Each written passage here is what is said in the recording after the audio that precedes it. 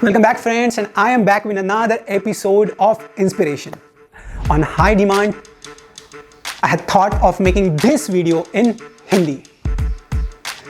And if you so like this video, please comment and give likes so that I will keep making more videos in Hindi. जी हाँ, आपने बिल्कुल सही सुना कि ये video हम हिंदी में बनाने वाले हैं। और अगर आपको ये वीडियो अच्छी लगती है तो इसको लाइक कीजिए, इस पर कमेंट कीजिए, तो मुझे पता लगेगा कि आपको वीडियो अच्छी लगी है और इसके बाद हम और भी वीडियोस हिंदी में बनाएंगे। समय बर्बाद न करते हुए चलो चलते हैं हमारे टॉपिक की तरफ। Let me first give you a scenario and ask you a question. एक बार ऐसा होता है कि एक पोस्टमैन आपके पास आता है, एक अच्छी चिट्ठी लेकर आता है। चिट्ठी में बहुत अच्छी न्यूज़ होती है, वो आपको न्यूज़ सुनाता है, आप खुश होते हो। आप क्या करते हो पोस्टमैन के साथ? आप पोस्टमैन को बधाई देते हो, उसको मिठाई देते हो, उसको गले से लगाते हो। इमेजिन कीजिए अगर वही पोस्टमैन एक न्यूज़ लेकर आता है जो कि एक अच्छी न्यूज़ नहीं है, और वो ये न्यूज़ लाके आपको बताता है कि आपके बेटे की डेथ हो चुकी है, तो आप पोस्टमैन के साथ क्या करोगे? क्या अब आपका पोस्टमैन के साथ बुरा बर्ताव करना जायज है? बिल्कुल भी नहीं। अगर आप उसके साथ बुरा बर्ताव करते तो आप ये चीज समझ ही नहीं पा रहे हो कि वो तो बस एक माध्यम है। He is just an instrument. He is not the cause. इसका मतलब क्या? इसका मतलब वैसे जीवन में 3 तरह की समस्याएं, 3-fold प्रॉब्लम्स और 4-fold मिजरीज होती है। वो क्या है? वो ये है कि व्यक्ति को जीवन में आध्यात्मिक, आधिदैविक और आदि भौतिक, ऐसे 3 तरह के क्लेश होते हैं। आदि भौतिक क्लेश बोले तो जो हमारी सराउंडिंग की वजह से हमें मिलते हैं, कि हमारे नेबर्स अच्छे नहीं है, या हम एक स्लम एरिया में रह रहे हैं, आसपास में एरिया अच्छा नहीं है, गंदगी है, बदबू है, या फिर मच्छर काट रहे हैं। आदि भौतिक जो आसपास से मिल रहा है हमें। आध्यात्मिक मतलब क्या? जो हमारी मन की वजह से, हमें हमारे मन और शरीर की वजह से मिलता है। Unnecessary stress, unnecessary anxiety. किसी के शरीर में पित्त ज़्यादा है तो उसकी एंग्जाइटी और स्ट्रेस ज़्यादा हो जाता है, छोटी छोटी बातों पे भी उससे गुस्सा आ सकता है। और आदि दैविक क्लेश, ऐसे क्लेश जो हमारे कंट्रोल में ही नहीं है, जो हमारे हाथ में ही नहीं है, हम उसे कुछ नहीं कर सकते। जैसे सुनामी का आ जाना, भूकंप का आ जाना, ड्रॉट्स, जैसे अभी कोरोना आ गया, हमने तो उसे बुलाया नहीं था और ना ही हम कुछ कर भी पा रहे थे। तो ऐसे आदि दैविक क्लेश हो सकते हैं, आदि भौतिक क्लेश हो सकते हैं, आध्यात्मिक क्लेश हो सकते हैं। इसके अलावा ये 3 प्रॉब्लम के अलावा भी 4 अलग तरह के प्रॉब्लम होते हैं। जन्म, मृत्यु, जरा, व्याधि। जन्म, मृत्यु, जरा, व्याधि, ये चीजें क्या है? मृत्यु जो किसी को नहीं चाहिए, ओल्ड एज जो किसी को नहीं चाहिए, डिसीजेस जो हमें नहीं चाहिए, ये सारी चीजें। और बर्थ भी सफरिंग है। जब हम पेट में 9 महीने से ज्यादा समय के लिए होते हैं, हम पेट में कंजस्टेड जगह पे होते हैं, आसपास में मैल होता है, तो काफ़ी सारा पेन होता है। माँ कुछ खा लेती है तो उसकी इचिंग भी होती है, लेकिन कुछ कर नहीं सकते, अंधेरे में रहते हैं।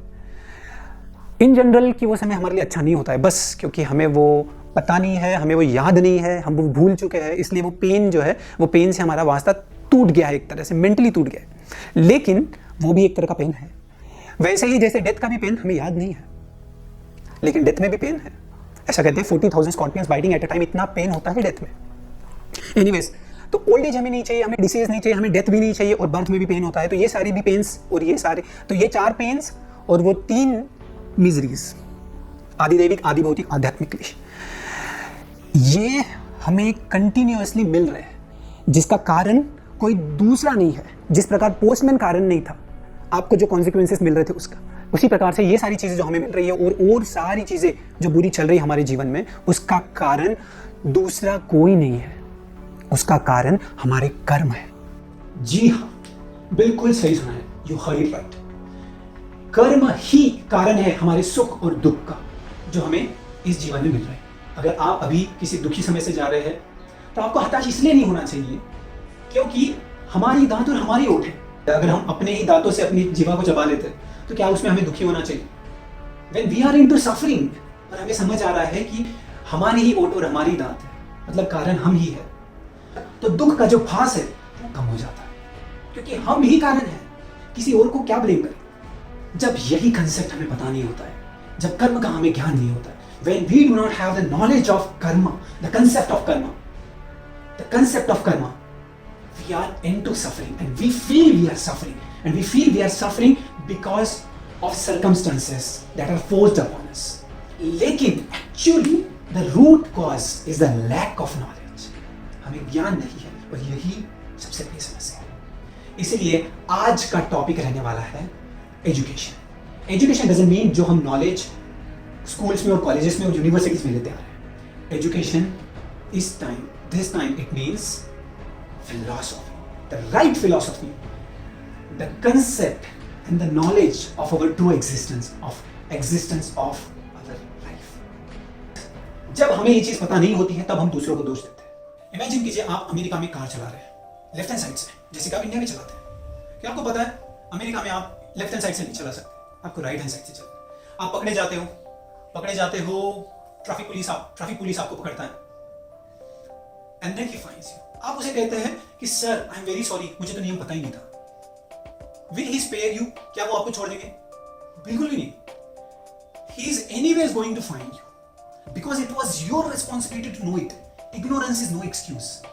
उसी तरह अगर आपको ह्यूमन बर्थ मिला है, उसमें भी अगर आप भारत में जन्मे हो, then it becomes your responsibility to know about the right knowledge, the knowledge that is made for human beings alone.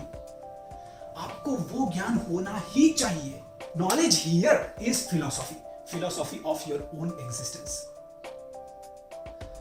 जब तक हमें ये नहीं पता रहता है हम दूसरों को दोषी देते रहते हैं। एक आधी सुंदर लड़की देखी तो बोल दिया क्या चीज बनाया है ऊपर वाले ने। अब ऐसी चीज बनाएगा तो दिल तो आएगा ही ना। अरे भाई तुम टर्की हो ये मानो ना, भगवान को क्यों दोषी दे रहे हो? जब व्यक्ति को ज्ञान नहीं होता है, जब वो फिलोसॉफिकल साउंड है, when he doesn't know the true philosophy, तब वो दूसरों को दोष देता है and he tries to justify it. He doesn't want to take the responsibility of his character, his action and his words. अगर व्यक्ति को सही ज्ञान है तो वो रिस्पॉन्सिबिलिटी लेगा। वो रिस्पॉन्सिबिलिटी लेगा अपने पास्ट एक्शंस की, जिसके कर्म वो अभी भुगत रहा है, जिसके फल वो अभी भुगत रहा है। और वो रिस्पॉन्सिबिलिटी लेगा अपने प्रेजेंट टाइम की, अपने प्रेजेंट एक्शंस की और अपने फ्यूचर एक्शंस की भी। इतना ही नहीं, लेकिन वो ऐसे डिसीजंस लेगा ही नहीं, ऐसे एक्शंस करेगा ही नहीं जिसके कॉन्सिक्वेंसेस हॉरिबल हो। चलो तो अब इतना तो क्लियर है कि इतना भी टफ टाइम से हम जा रहे हो, पहली चीज कि हमें उसका रिस्पॉन्सिबिलिटी लेना चाहिए। क्यों लेना चाहिए? क्योंकि वो हमारी कर्म की वजह से ही हो रहा है, कोई दूसरा उसके लिए कारणीभूत नहीं है। ओके, इसके अलावा भी अभी हमें अच्छे कर्म करने हैं। अगर राइट एक्शंस लेनी है तो उसके लिए डिसीजंस राइट होने चाहिए। अगर डिसीजंस राइट होने चाहिए तो नॉलेज होनी चाहिए, और नॉलेज मतलब नॉलेज ऑफ राइट फिलॉसफी, तत्वज्ञान। तत्वज्ञान को ही सही ज्ञान बोलेंगे। तो ये तत्वज्ञान आएगा कहां से? In my personal opinion, Bhagavad Gita is a great book of highest philosophy. अगर आप भगवद गीता के बारे में जानते ही हैं तो well and good, just read it again and again, over and over. जितना बार पढ़ सके उतनी बार पढ़िए, उतना ही माइंड फिलॉसफी के लिए साउंड होते जाएगा, इंटेलिजेंस भी होते जाएगा सही डिसीजंस लेने के लिए। मैं आपको कोई भी ऐरा गैरा बुक सजेस्ट नहीं करूंगा। मैंने काफी बुक्स पढ़ी है, लास्ट टाइम भी मैंने एक अच्छी बुक आपको सजेस्ट की थी, थिंक एंड ग्रो रिच, लेकिन वो अनदर पर्सपेक्टिव से था। अब जब मैं बात कर रहा हूं फिलॉसफी की, भगवद गीता में जो फिलॉसफी बोली गई है उतनी हाई लेवल की फिलॉसफी किसी ने भी प्रेजेंट आज तक नहीं की है। आते अपने टॉपिक पे कि टफ टाइम से पास होते वक्त हमें क्या करना चाहिए। भगवद गीता में बताया गया है, मात्रा स्पर्शास्तु कौन्तेय शीत उष्ण सुख दुःखदा आगम अपायनो नित्य स्ताम तितिक्षस्व भारत। इसका मतलब कि कोई भी सफरिंग का आना तात्कालिक है, इट इज वेरी टेम्पररी। जिस प्रकार सीजन्स आते हैं, ग्रीष्म ऋतु, कभी समर के बाद विंटर के बाद रेनी सीजन आता है, उसी प्रकार से सफरिंग भी टेम्पररी होती है। वो आई है, वो चली जाएगी, आपको स्थिर रहना है। भगवद गीता ये भी बताती है कि pain is compulsory but suffering is optional. इसका मतलब क्या? आपको चॉइस है कि आपको कितना सफर करना है। बचपन में जब डॉक्टर मुझे इंजेक्शन देते थे, हर बार इंजेक्शन लेते वक्त मैं रोता था, लेकिन एक बार एक सही डॉक्टर ने मुझे कहा कि इंजेक्शन देते वक्त जितना आपको तकलीफ होती है वो कई गुना कम है एक चींटी के काटने जितनी तकलीफ होती है उससे। उसके बाद जो मैंने इंजेक्शन लिए तो मैंने तब जो पेन फील किया वो मुझे समझ आया कि वो सच्ची में कम है। इसका मतलब क्या? इसका मतलब ज्ञान में द क्वांटिटी ऑफ पेन, दुख का भाव कम हो जाता है, दुख का अभाव हो जाता है।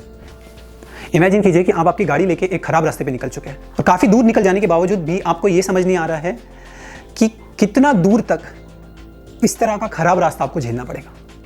लेकिन उतने में ही आप एक बोर्ड देखते हो जिस पे लिखा हुआ है कि आगे 3 किलोमीटर तक और ऐसा रास्ता है, तो आप मेंटली प्रिपेयर हो जाते हो कि हाँ और 3 किलोमीटर तक मुझे ये झेलना है। उसी प्रकार जब आपको फिलॉसफी पता है, जब आप ज्ञान में है, तब आपको समझ में आ जाता है कि ये सिचुएशन जो है वो टेम्पररी है और उसे कुछ समय तक ही मुझे झेलना है।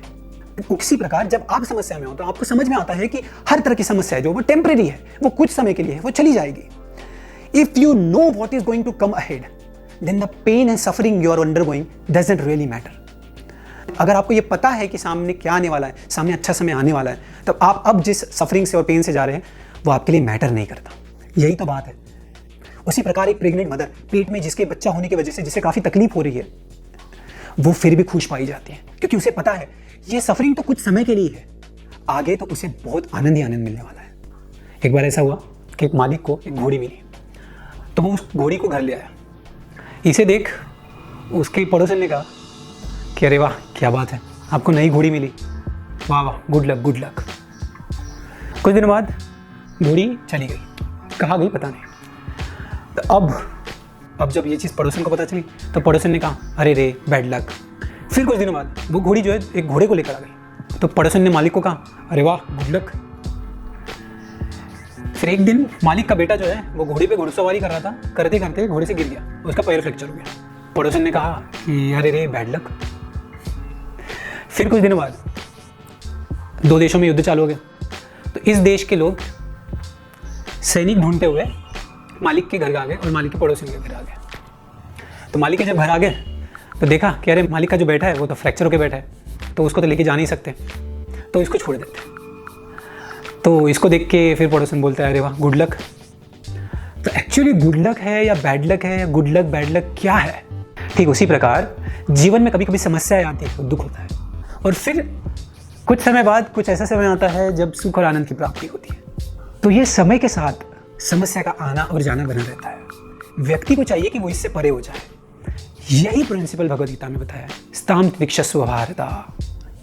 अब समस्या आएगी तो उसको जाने तक का इंतजार करना है, बीच में कुछ करना नहीं मैं वो नहीं कह रहा हूँ। इसीलिए हमने पहले इंथुजियाज्म और एंडेवर लिया, और अब हम ये जानने का प्रयास कर रहे हैं कि इन दोनों के अलावा भी वो कौन सी चीज़ है जो होनी चाहिए कि जिसके चलते बुरे समय में भी हम स्ट्रांग बने रहें।